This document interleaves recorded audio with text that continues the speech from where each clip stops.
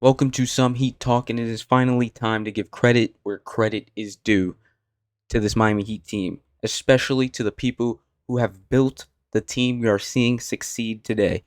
Man, great Heat victory last night against the Cavs in overtime. And not only just because of the overtime victory, the game winner, and all that, because of the people that were on the court playing for the team. We didn't have our two main guys in Hero and Bam. We had the new guy, Norman Powell. We had the new acquisition from the Jimmy Butler trade, Andrew Wiggins. We had second round pick Pella Larson playing in the starting lineup. We had Khalil Ware out there at starting big. We had Jovic out there. We had Hawkins out there getting buckets, being amazing for the team. That's why that Heat victory was so special, and that's why it's time to give credit where credit is due. Because this Miami Heat team, despite Tyler Hero being out to start the season, has been amazing. Despite Bam missing games, has been amazing. Despite Norman Powell missing games, has been amazing. And they are at a 7-4 start with a 5-0 home record. And according to ESPN, they have the fifth hardest schedule so far in the NBA.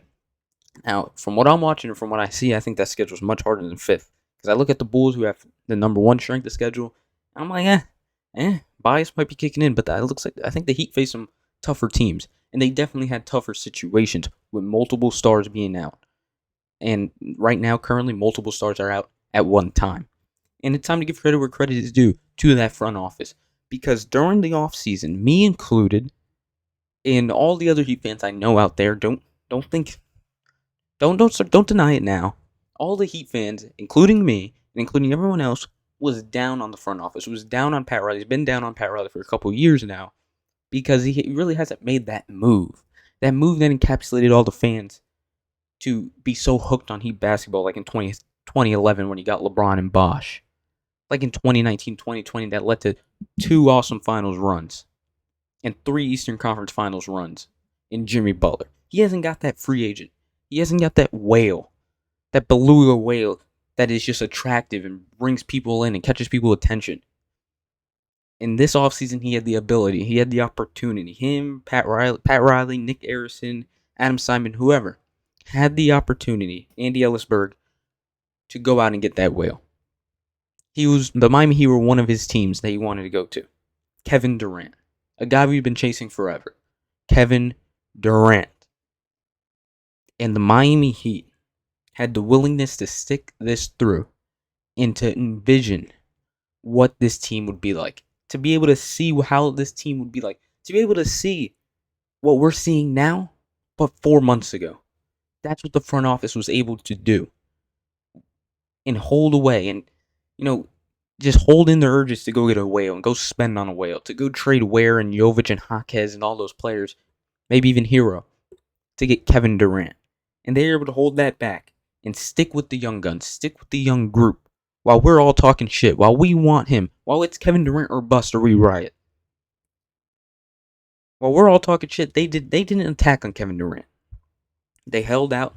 They were able to see what we're seeing now before it even happened. And that's credit to them. That is credit to them because they could have easily went all in. And, it pleased the fan base and pleased us by going to get an attractive, older superstar that's a superstar in this league. Something we haven't had in years. Because Jimmy Butler is not a superstar compared to the way Kevin Durant is a superstar still. We wouldn't have a superstar like that since LeBron. Yet, they didn't attack. They didn't go for it. They were only going to do it for the right package. And they didn't end up giving enough, and the Rockets gave up more.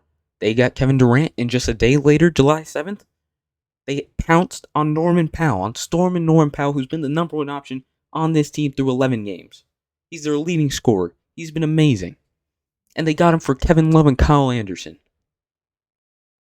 They were able to stay disciplined on Kevin Durant and go, you know what, we'll go get it. We'll go get a good player. We'll go get something new, something fresh, a scorer, an all-star level player, because Norman Powell could have been an all-star last season. You could have made that case. We'll get that all-star level scorer. But we're going to make sure it's the right deal that benefits us and it doesn't ruin what we have going on right here, which we see. It doesn't ruin our vision. Our vision, which is these young guys and these players being able to work together. Guys that want to play basketball. Guys that want to come to work and play basketball and are ready for the grind. Not Jimmy Butler, who just wants to play basketball and then complains when he doesn't get paid, even though he's not producing during the regular season. No, these are guys that want to come and play for this Miami Heat team. They're willing to embrace themselves into the Heat culture that everybody in the national media may laugh at, but it's real. And back to what I was saying, Norman Powell, they're able to go get him for a bag of rocks and chips, a guy that sits on the bench in slow-mo. Kyle Anderson. I don't even know how they're doing on the Jazz right now. I know Kevin Love's on the Jazz. I don't know where Kyle Anderson's at these days. But that's what they were able to do. They were able to pounce a day later after not missing out on Kevin Durant. But they didn't really miss out. They knew what they were doing. And now they have a team with a whole bunch of guys that just want to play basketball, that just want to win, and that can win. They got guys like Andrew Wiggins, Norman Powell, or Bam when he comes back, which we'll get to an update in a second on Bam's injury. They wanted to keep Khalil Ware. They saw what they had in him. He's still struggling, but he's growing. And we saw it last night. He's improving. He's able to take the tough love from Coach Spo. And that's what matters. Davion Mitchell, a dog. They were able to turn Jimmy Butler, a guy who didn't want to be here, the guy who only wanted to be here if he got paid $1 million, which he probably, you could say, didn't deserve. Which I say he didn't deserve. You could say whatever you want. I say he didn't deserve it because of his regular season play. And if you don't want to be here, while you still have a year of $50 million, you can go kick rocks.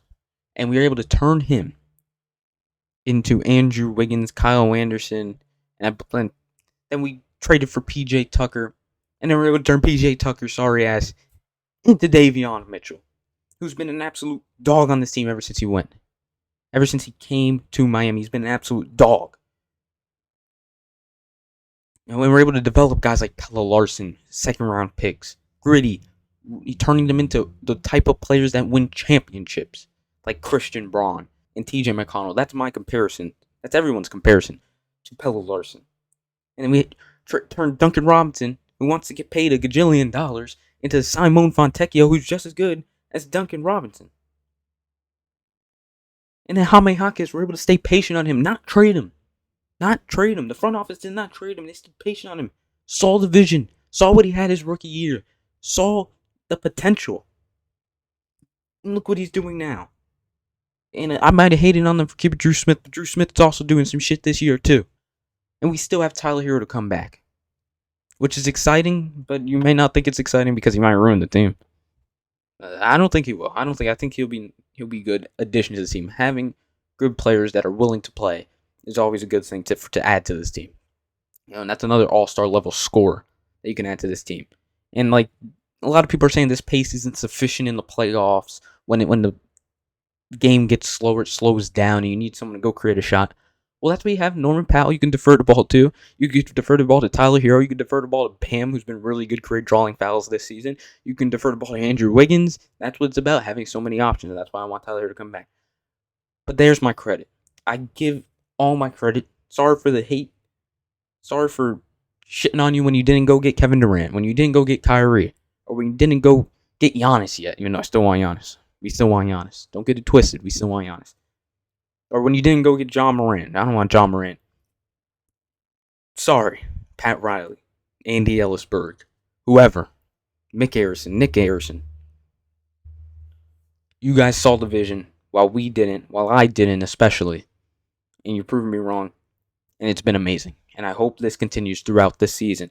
Now, after I finally gave my credit out the way, let's get to some Heat news of the day. The Heat won last night 140 to 138. Go check out my recap video. It's amazing. It's doing amazing. Thank you to everybody who's watching it through, and liking it, commenting. 400 plus views. I think it's like my highest on my page, which is incredible. Thank you, for real. But let's get to some Heat news. So, Heat had a practice today, a little practice, and we had an injury update on Bam Adebayo. He is now out of his walking boot, and which is great, because he has that left big toe sprain, which he's been day-to-day with.